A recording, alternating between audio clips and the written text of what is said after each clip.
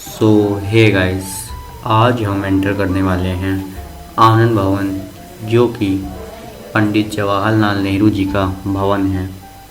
और वो यहाँ पे रहा करते थे और उन्होंने यहीं से अपने फर्स्ट प्राइम मिनिस्टर होने के कार्यकाल से लेकर अपने देहांत तक वास किया। सो सबसे पहले हम इसके अंदर एंटर करते हैं तो हमें ऐसा कुछ व्यू देखने को मिल जाता है जो कि एक भव्य दृश्य कहा जा सकता है।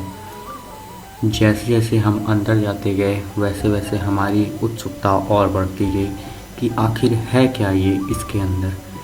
बहुत सारे बदलाव और बहुत सारे आधुनिक युग में आज भी ये आनंद भवन वैसा का वैसा है जैसा नेहरू परिवार इसको छोड़ कर गया था। वहीं गार्डन, वहीं बगीचा, वहीं भवन और वहीं इमारतें, सब की सब वैसे की वैसी हैं। आनंद भवन के जस्ट बगल आपका स्वराज भवन है, जहाँ पे इंदिरा गांधी जी का जन्म हुआ था और वो वहीं पर पली बड़ी थी। कहा जाता है आनंद भवन को पंडित जवाहरलाल नेहरू ने एक जज से खरीदा था, जो कि उस समय का बहुत बड़ा जज था और उसके पास बहुत सारे पैसे थे। आनंद भवन की एंट्री यहाँ से होती है, मेन एंट्री यहाँ पर, और इसके ऊपर जाते ही हमको एक रूम मिला जिसमें ये जवाहरलाल नेहरू जी की बहुत ही ज़्यादा यूज़फुल वस्तुएं रखी थी और उनकी लिखी किताबें थी। इसको देखने के बाद कुछ अलग सी उत्सुकता हुई। उसके बाद हमने देखा उनका ड्रेस जो वो पहने थे, उनके वस्त्र, दोनों वस्त्र और चमड़े के जूते भी वहीं पर सही सलामत रखे हुए थे। उनका बैडमिंटन, उनका रैकेट, उनका सब कुछ वहाँ पर रखा था, जहाँ तक कि उनकी सीडी भी रखी हुई थी। आप चाहें तो इसे पॉज कर देख सकते हैं। हम आगे बढ़ते गए, उसके साथ हमें उनका अस्थि कलश मिला एंड उसके जस्ट बगल में यहाँ पर लगा हुआ था कि क्या है वो, उसके बारे में जानकारी और उनके द्वारा यूज़ की गई बहुत सारी वस्तुएं जैसे जग और बहुत कुछ वहाँ पर रखा हुआ था। उसके बाद हमने जब ध्यान से देखा तो हमें कैलेंडर, उनकी वॉच, उनकी शेविंग मशीन्स, उनके लिखे पत्र और उनका जब वो जेल में थे तो उनके गले में लगा हुआ वो बैच तक मिला।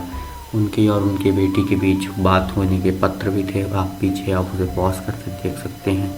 ये है जवाहरलाल नेहरू जी का बेडरूम, जहाँ पर वो बैठा करते थे और स्टडी किया करते थे।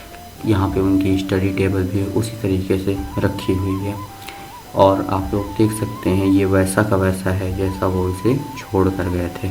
बहुत ही अच्छा, बहुत ही भव्य देखने में ये लगता है। अभी भी बहुत सारी किताबों के साथ वो यहाँ रहा करते थे। उन्होंने बहुत सारी किताबें भी लिखी। हम गैलरी और बरामदे से आगे बढ़ते गए और हमें मिला गांधी जी के बैठने का वो स्थान जहाँ पर वो बैठकर काम करते थे। उसके बाद हम आगे गए तो हमें एक ऐसी जगह मिली जहाँ पर सारे रिवोल्यूशनरी बैठकर काम किए थे, जो कि अभी पीछे मैंने दिखाया। ये गांधी जी का कमरा, जहाँ पे गांधी जी विश्राम किया करते थे, उनका चरखा अभी तक वहाँ पर रखा हुआ है और उनका बेडरूम, जहाँ तक कि उनके तीनों बंदर भी वैसे के वैसे हैं। बुरा मत देखो, बुरा मत सुनो और बुरा मत कहो वाले उस टेबल पर रखे हुए हैं, आप लोग देख सकते हैं। और इसी के साथ हम लोग को और ज़्यादा एक्साइट करने के लिए यहाँ पर हर चीज़ लिखा हुआ है। हमारी नॉलेज को बढ़ाता गया ये आनंद भवन पे। हम आगे बढ़ते गए और हमें मिला श्री कमला नेहरू जी का रूम, जहाँ पर वो बैठा करते थे और बहुत सारे पेंटिंग्स वहाँ पर लगे थे। उनका किचन, उनका ये डाइनिंग रूम, हर चीज़ वहाँ पर उसी तरीके से रखा हुआ है जैसे वो उसे छोड़ कर गए थे। इसी के साथ उनका डाइनिंग रूम आप लोग देख सकते हैं, एकदम अच्छा। इसी के साथ हम आपको उसका व्यू दिखाते हैं पीछे से, कितना भव्य लगता है देखने में। और स्वराज ये सब उसके म्यूज़ियम में रखा था। ये सारी जानकारी की बातें वहाँ पर रखी हुई थी और लिखी हुई थी। उसी के साथ स्वराज भवन कुछ इस तरह है, जहाँ पे आप लोग देख सकते हैं बस स्वराज भवन के बारे में लिखा हुआ है। इंदिरा गांधी की बहुत सारी तस्वीरें लगी हुई है और एक बड़ा सा हॉल है। ये उनकी कार समझ सकते हैं उस ज़माने की जिससे वो चला करती थी। और बहुत सी ऐसी चीज़ें हैं जो अभी भी वहाँ पर मौजूद हैं, जो हमको हमारे इतिहास के पन्नों को दोहराने पे